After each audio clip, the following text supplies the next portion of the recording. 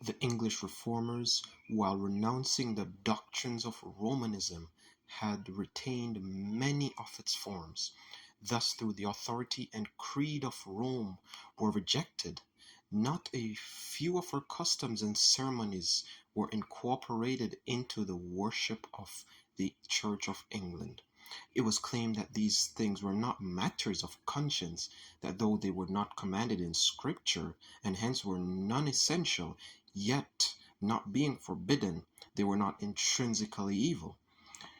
Their observance tended to narrow the gulf which separated the Reformed churches from Rome, and it was urged that they would promote the acceptance of the Protestant faith by Romanists.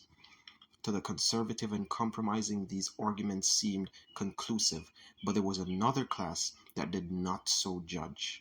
The fact that these customs tended to bridge over the chasm between Rome and the Reformation was in their view a conclusive argument against retaining them.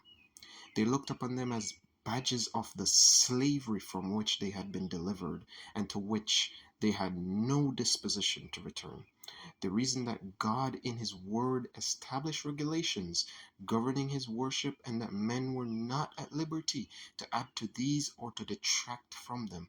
The very beginning of the great apostasy was in seeking to supplement the authority of God by that of the church. Rome began enjoining what God had not forbidden, and she ended by forbidding that which he had forbidding what he had explicitly enjoined.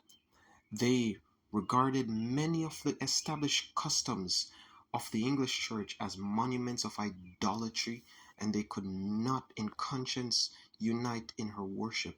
But the church, being supported by the civil authority, would permit no dissent from her forms.